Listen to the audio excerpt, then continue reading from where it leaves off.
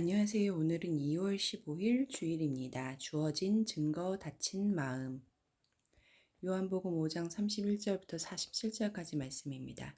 세례 요한의 증언. 내가 만일 나를 위하여 증언하면 내 증언은 참되지 아니하되 나를 위하여 증언하시는 이가 따로 있으니 나를 위하여 증언하시는 그 증언이 참인 줄 아노라. 너희가 요한에게 사람을 보내매 요한이 진리에 대하여 증언하였느니라. 그러나 나는 사람에게서 증언을 취하지 아니하노라. 다만 이 말을 하는 것은 너희로 구원을 받게 하려 함이니라. 요한은 켜서 비추이는 등불이라. 너희가 한때 그 빛에 즐거이 있기를 원하였거니와. 예수님이 행하신 일과 성경의 증언.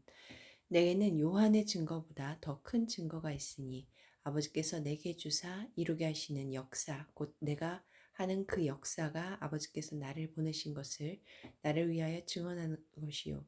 또한 나를 보내신 아버지께서 친히 나를 위하여 증언하셨느니라. 너희는 아무 때에나 그 음성을 듣지 못하였고 그 형상을 보지 못하였으며 그 말씀이 너희 속에 거하지 아니하니 이는 그가 보내신 이를 믿지 아니함이라.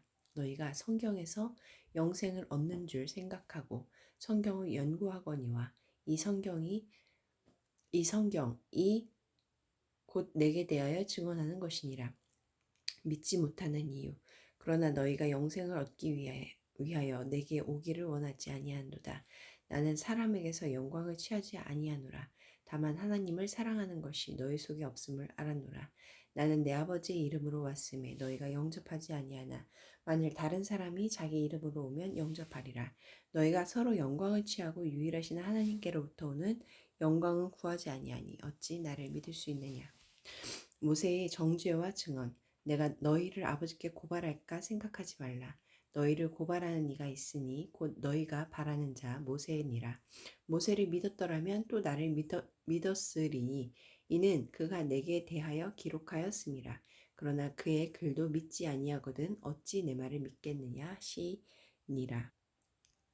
예수님은 아버지와 하나 되어 말씀하시며 여러 증언을 통해 자신이 하나님의 아들임을 밝히십니다. 그러나 진리보다 자기 영광을 쫓는 유대인들은 그 증거를 받아들이지 못합니다. 31절부터 32절까지 말씀에서 예수님은 어떤 분입니까? 하나님이 증언하시는 하나님의 아들이십니다. 예수님의 증언은 혼자만의 것이 아니라 하나님의 증언이기도 합니다. 따라서 두 사람 이상의 증언이 있어야 효력이 있다는 율법의 요구를 만족시킵니다. 예수님을 믿지 않는 것은 하나님을 거부하는 것입니다. 33절부터 35절까지 말씀에서 예수님은 어떤 분입니까? 세례 요한이 증언하는 하나님의 아들이십니다. 요한은 주의 길을 곧게 하라고 외치며 예수님을 하나님의 어린 양으로 증언했습니다. 한때 등불로서 많은 이들의 기대를 모았지만 참 빛이신 예수님께 자리를 마련해드리고 자신은 역사의 무대 뒤로 사라졌습니다.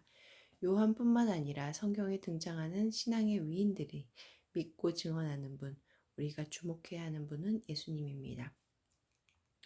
36절부터 38절까지 말씀에서 예수님은 어떤 분입니까? 사역으로 자신이 하나님의 아들임을 증언하십니다.